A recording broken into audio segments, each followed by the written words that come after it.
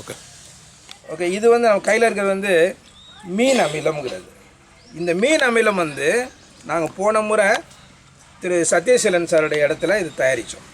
அங்கே எப்படி தயாரித்தோம்னா ரொம்ப எளிய முறை பாருங்கள், ரொம்ப செலவில்லாத முறை, ஆனால் மிக மிக பலன் தரக்கூடிய ஒரு முறை.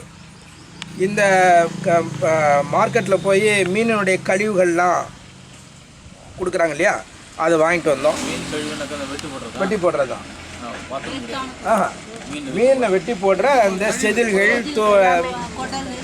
குடல் இதெல்லாம் சேர்த்து அந்த அந்த கழிவுகளை கொண்டுட்டு வந்து அதனுடைய அளவுக்கு சம அளவு வெல்லம் எடுத்து ஒரு பானையில் போட்டு அது மேலே ஒரு காகிதம் போட்டு மூடிட்டாலும் சரி, இல்லாட்டி ஒரு கொசு வலையை போட்டு கட்டிட்டாலும் சரி, கட்டி நீங்கள் வச்சிட்டிங்கன்னு சொன்னால் 7 நாள் கழித்து எடுத்தீங்கன்னு சொன்னால் இந்த மாதிரி ஒரு தேன் மாதிரி இந்த ஒரு தடவை. இந்த மீன் அமிலம் வந்து அதிகமான அளவுக்கு விதைகளை வளர்வதற்கு தூண்டக்கூடியது. செடிகள் வளருகிற பொழுது அந்த செடிகளுடைய வளர்ச்சியை பெருக்கக்கூடியது. காய்கள் வருகிற போது அந்த காயை வந்து நல்ல செழிப்பான வளமையான ஈரப்பதம் நிறைந்த சத்து நிறைந்த காயை அது உருவாக்கக்கூடியது. நாங்கள் இதை செய்கிறோம். இந்த யூரியாலாம் போட்டு சொன்னாங்க இல்லைங்களா, ரசாயனம் மாற்றப்பட்ட உணவுப் பொருட்கள் தான் நமக்கு கிடைக்கிது. இப்போ அதுக்கு ஒரு மாற்றாக நம்ம நினைக்கணும். அதே சமயத்தில் குறைந்த செலவீனமாக இருக்கணும். ரசாயனம் யூரியா அந்த இதெல்லாம் வாங்கினீங்கன்னா நிறைய செலவுகள் அதிகமாக தானே இருக்குது. இப்போ இந்த மீன் கழிவு போய் மார்க்கெட்டில் தான் எடுக்க போகிறோம். அதுக்கு ஒன்றும் காசே கிடையாது. வெளியில் கொட்டுற அந்த கழிவு வந்து நம்ம எடுத்துகிட்டு வரோம். எடுத்துகிட்டு வந்து மண் பானையில் போட்டு வெல்லம் ஒண்டி தான். அது கூட வெல்லம் மண்டியில் கழிவான வெல்லத்தை வாங்கினீங்கன்னா ரொம்ப குறைவான விலைக்கு கிடைக்கும். நல்லா பியூராக இருக்குது. அது 20 ரூபா தான் கிலோ. நாங்கள் வேலூரில் வாங்கினோம். மண்டியில் 20 ரூபா. அது இன்னும் மண்டிங்களில் 10 ரூபாய் கூட கொடுக்குறதா சொல்கிறாங்க. அப்போ அந்த வெல்லம் தான் நம்ம காசு பட போகிறோம். அப்போ நிறைய தயாரிச்சுக்கிட்டோம்னா இது வந்து ஒரு ஏக்கர் அளவுக்கு கூட நீங்கள் இதை பயன்படுத்தலாம். இது எதுக்கெல்லாம் பயன்படுதுன்னு சொன்னால், விதை நம்ம தேர்வு செய்து விதைக்க போகிறோம். விதைக்கிறதுக்கு முன்னால் அந்த விதைகளை வந்து இதில் நனைச்சிடுறோம். இது ஒரு 10 ml எடுத்தால் ஒரு 10 ml தண்ணி சேர்த்து கலக்கிட்டு அந்த விதையை வந்து நினைக்கணும். நினச்சிட்டு நிழலில் 2 மணி நேரம் காய வைக்கணும் நிழலில். அப்போ அது முளைப்பு திறன் கூட்டுது. அந்த விதைக்கு வந்து நல்லா முளைப்பு வரக்கூடிய ஆற்றல் இருக்குது. அதுக்கு பிறகு இப்போ நாற்று நடுறோன்னு வைங்களேன், மிளகாய் நாற்றோ கத்திரி நாற்றோ, அதை பிடிக்கிட்டு அதை நினைக்கலாம். அந்த வேரை வந்து இதில் நினச்சிட்டு நட்டோம்னா இன்னும் அந்த வேருக்கு வந்து நல்ல முளைப்பு திறன் அதிகமாக வரும். அப்போ அது பூக்கும் பொழுது காய்க்கும் பொழுது எல்லாமே அதுக்கு ஒரு அளவு சொல்லுவாங்க. அதை நம்ம கலந்து செடிகள் மேலே தெளித்தோன்னு சொன்னால் பூச்சிகளும் வர்றதில்லை, பூக்களும் காய்களும் நல்லா வருது. இப்போ நாங்கள் எங்களுடைய தோட்டத்தில் கத்திரி போட்டிருக்கோம். அந்த கத்திரி பச்சை அவ்வளோ ஷைனிங்காக இருக்குது காய். இதை தான் நாங்கள் பயன்படுத்துகிறோம். இது ஒன்றே நீங்கள் செய்துக்கிட்டாலே போதும். இது ரொம்ப சுலபமான. அதாவது 30 நாளைக்குள்ளே வெளியில் வச்சோம்னா 30 நாளைக்குள்ளே பயன்படுத்தணும். ஃப்ரிட்ஜில் வச்சோம்னா அதிக நாட்கள் 6 மாதம். அதனால் இதை வந்து நீங்கள் கண்டிப்பாக பயன்படுத்துங்க. இப்போ வந்து நம்ம அந்த செடிகளை வந்து எப்பொழுதுமே நமக்கு செலவு அதிகமாக இருந்தால் ஒரு மலைப்பாக இருக்கும், எப்படி செய்யறது அப்படின்னு சொல்லி. இப்போ நாங்கள் போகிற இடங்கள்லாம் இந்த மாதிரி பெண்கள் அதிகமாக வந்துருக்குறீங்க. நீங்கள் தினமும் போய் கடையில் காய் வாங்குவீங்க. முக்கியமாக என்ன காய் வாங்குகிறோம்? தக்காளி, வெங்காயம். இது ரெண்டே இல்லாமல் நம்ம எந்த சமையலுமே செய்ய முடியாது. வெங்காயம், தக்காளி, பச்சை மிளகாய், கத்திரிக்காய், வெண்டைக்காய் இப்படி வாங்குறோம் இல்லைங்களா. ஒரு நாளைக்கு காசு எவ்வளோ செலவாகும்? ஒரு நாளைக்கு 50 ரூபாய் இல்லாமல் ஆகாது. அப்போ ஒரு வாரத்துக்கு 350 ரூபாய், காய்க்கு 400 ரூபாய் வைக்கிறோம். ஆனால் இப்போ நம்ம என்ன செய்யணும், நம்ம வீட்டிலையே வெங்காயம், பச்சை மிளகாய், தக்காளி, கத்திரி, வெண்டை நம்ம சாப்பிடக்கூடிய காய்கள்லாம் ரொம்ப சிம்பிளான முறையில். இதுக்கு வந்து எங்களுக்கு நிலம் இல்லைம்மா, நாங்கள் போய் எங்கே வைக்கிறது, அந்த இதெல்லாம் நமக்கு தேவையே இல்லை. நிலமற்றவர்கள் கூட நம்ம கையில் கிடைக்கக்கூட எளிமையான மண்பானைங்க, பிளாஸ்டிக் பக்கெட்டுங்க, இதை நீங்கள் பயன்படுத்தி அதை நீங்கள் காய்கறி தோட்டமாக, குடும்ப தோட்டமாக மாற்றலாம். இப்போ நாங்கள் உங்களுக்கு ஒரு 2-3 செடி வச்சு காட்டுறோம். உதாரணமாக நீங்கள் வீட்டில் செய்யுங்க. உதாரணமாக பாருங்கள், இதெல்லாம் வந்து கீழே போட வேண்டிய பொருளுங்கள்ல. இது என்னது? டேபிள் மேலே வச்சுக்கோமா, இதெல்லாம் தெரியணும். சரி. இப்போ இதில் கீழே வந்து ஓட்டை போட்டுடணும். இது உள்ள என்ன, இது என்னது? Paint bucket. கீழே போட்டாங்க, நாங்கள் அதை போய் எடுத்து வந்தோம். எடுத்து வந்து இந்த கீழே வந்து ஒரு 4 ஆணியில் 4 ஓட்டை போட்டோம். இப்போ அதுக்கு காற்றோட்டம் இருக்கும், அதிகமான நீரானது கீழே வடிஞ்சிடும். இவ்வளவுதான் இதோடைய. இப்போ ஒரு செடி வளரணும்னு சொன்னால் 3 விஷயம் வேணும்: மண், தண்ணி, காற்று. இது 3ம் இல்லாமல், சூரிய வெளிச்சம் இது இல்லாமல் செடி வளர போகிறதில்ல. இப்போ எந்த மண்ணையும் அள்ளி போட்டுடலாம் அப்படின்னாலும் நல்லா வராது. அதுக்கு மண் போட வேண்டியது. இப்போ 2 கூடை எருனாக்கா 1 கூடை தோட்டத்து மண், அரை கூடை மணல், பாதி பாதியாக. எரு தான் ரெட்டையாக இருக்கணும், அப்புறம் மண் தோட்டத்து மண்ணாக இருக்கணும், அதுக்கப்புறம் மணல். இது ஏன் 3ஐயும் கலக்கிறோன்னு சொன்னாக்கா, அந்த நுண்ணுயிர்கள் உற்பத்தி ஆகணும். எருவில் மண் தான் வந்து வளமை சேர்க்குது. மணல் வந்து ரொம்ப நீரை சேகரிச்சிக்காமல் அதை கீழே விட்டுடுது. இதை நீங்கள் கவனமாக செய்யணும். அதை 3ஐயும் ஒன்றா சேர்த்துக்கணும்.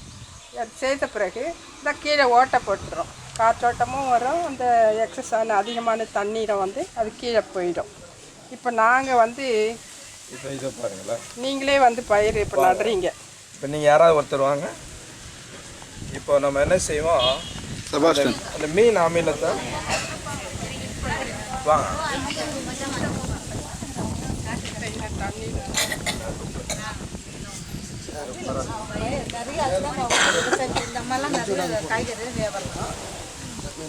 ஒரு சிறிய அளவு தான் நான் போடுறேன். இந்த தண்ணி வந்து ஏறக்குறைய ஒரு 7 லிட்டர் இருக்கும். இதில் ஒரு 20 ml தண்ணி ஊற்றுனீங்கன்னா போதும்.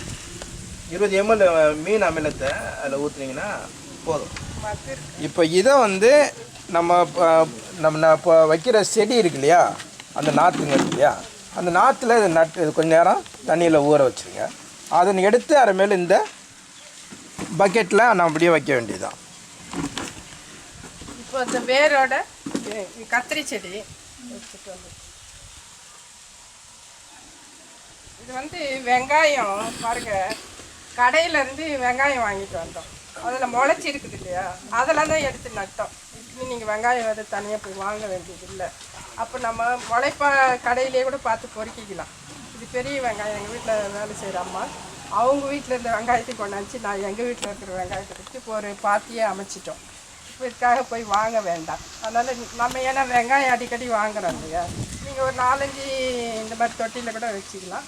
அப்படி இல்லைன்னா கீழே கூட இடம் இருந்தால் வைக்கலாம். இப்போ இதையும் டிஃப்ரெண்ட். தக்காளி செடி, மிளகாய், இது தானே முக்கியமாக. மிளகாய், வெங்காயம், தக்காளி, கத்திரி. இது ஒரு மாடலுக்காக உங்களுக்கு கொண்டாந்துருக்குறோம். நீங்கள் வந்து இன்னும் விருப்பப்பட்ட வெண்டை, அவரை கூட நான் தொட்டியில் போட்டு 4 குச்சி குத்தி பந்தல் மாதிரி ஆக்கி அதையும் ஏற்றி விட்டுருக்கோம். பாவல், நம்ம பந்தல் காயெல்லாம் ஒரு பக்கெட்டில் போட்டு நம்மளே குச்சி வச்சு ஒரு பந்தலை உருவாக்கிடலாம். அப்படி செய்யணும். இதில் கொஞ்சம் தண்ணி ஊற்றுமா,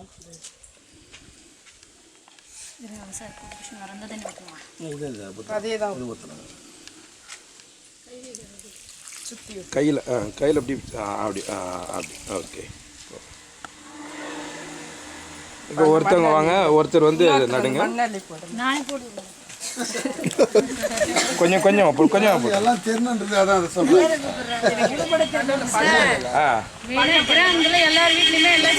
அப்படி கீழே உட்காருங்க, கீழே உட்காந்து போடுங்க பாவம். கீழே உட்காருங்க. அப்படி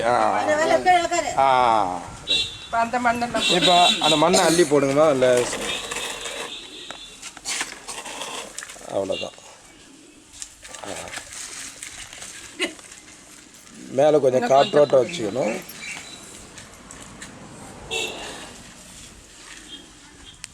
இப்படி வாரமாக வச்சு இல்லை கொஞ்சம் நேரம் தண்ணி தெளிங்க அதில். இல்லை அந்த தண்ணி நிறைய இன்னொருத்தர் வாங்க, தக்காளி நடுங்க. இதில் வச்சுக்கிறீங்களா? அதில் தான். ஆமாம், இதை கீழே இறக்கிங்க. அந்த மண்ணை கொஞ்சம் கீழே கொட்டிட்டு கொஞ்சம் கொட்டணும். ஓகே. இப்போ அந்த தண்ணி இந்த இதை வந்து லேசு தெளிக்கும். இந்த தண்ணி எடுத்து கொஞ்சம் ஊற்றி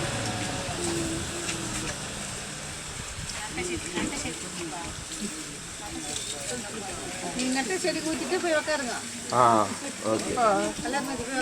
இது நான் தக்காளி வந்து நமக்கு தெரியல, அந்த வேறு விட்டு விட்டு அப்படி அப்படியே கிளச்சி வந்துடும்.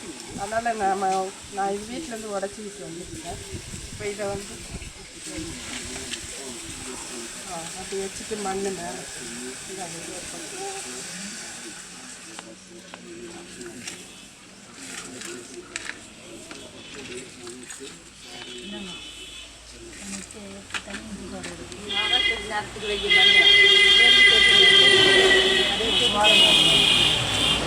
தண்ணி ஊற்றிட்டு வரோம். அவ்வளோ.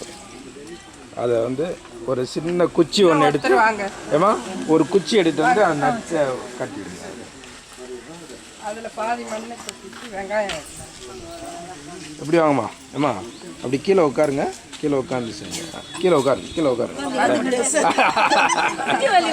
சரி சரி சரி சரி சரி. இல்லை உங்களுக்கு ஃபோட்டோ எடுக்கிறது உங்களுக்கு கொஞ்சம் கஷ்டமாக இருக்கும், அதுக்காக. சரி சரி சரி. இந்த மண்ணை அள்ளி கொஞ்சம் மேலே தூங்க. மிளகாய் செடி நடத்தி கொடுத்துருவாங்க. ஓகே. அப்படி தூக்கி வர. பாருங்க, ஏன் இதெல்லாம் கொண்டாந்துருக்குறேன்னா, நீங்கள் போய் பானையெல்லாம் வாங்குறதுக்கு தொட்டி வாங்குறதுல காசு ஆகும். அந்த ஓட்டர் செட்டிங்களை எல்லாம் பயன்படுத்தலாம். நீங்கள் பாதி அந்த பக்கெட்டுங்களை பயன்படுத்துங்க. அந்த பிளாஸ்டிக்கு வாட்டரு குடிக்கிறீங்களா, தண்ணி குடிக்கிறது பாட்டில் வருது இல்லையா, அதை மேலே வெட்டிட்டு கீழே ஓட்டை போட்டு அதுலேயும் வைக்கலாம். நல்லா பண்ணிக்கணும். மண்ணை கையில் தண்ணி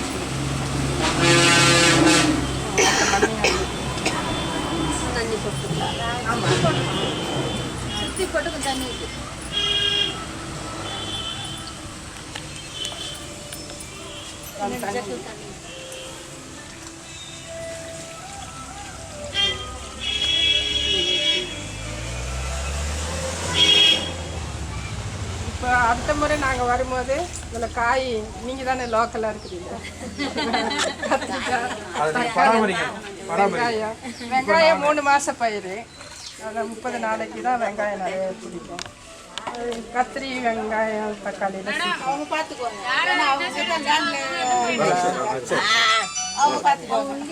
தினம் வந்து ஒரு நாள் விட்டு ஒரு நாள் தண்ணி உங்களுக்கு வந்து ஈரம் இருக்கும்போது ஊற்றலாம். இப்போ இந்த செடிங்கெல்லாம் வளரணும். உதாரணமாக அந்த செடி வைக்கிறோம், அந்த செடி என்ன செய்யும்னா பழுப்பாக வரும், இல்லைனாக்கா நறுங்கி இருக்கும் செடி, அப்படி கிளச்சி வளராது. இல்லைன்னா வந்து பூ பூக்கிற சமயத்தில் அது வந்து பூ கொட்டும். இல்லாட்டினா அந்த பூ வந்து முழுமையாக அந்த கலர் வந்து இல்லாமல் இருக்கும். இல்லைன்னா காய் வந்து சிறுசாக இருக்கும், சிறுத்து இருக்கும், காய் பெருக்கவே மாட்டேங்குதுன்னு சொல்லிடுவோம்ல. அந்த காய் வந்து பெருக்கணும்னா என்ன செய்யலாம்? அந்த காய் வந்து சில சமயத்தை சாப்பிட்டிங்கன்னா சுவை இல்லாமல் இருக்கும். அது சுவை கூட்டணும்னா என்ன செய்யணும்? இதுக்கு ஒரு சின்ன முறையை நான் உங்களுக்கு கற்றுக் கொடுக்குறேன். இது ஒரு வளர்ச்சி.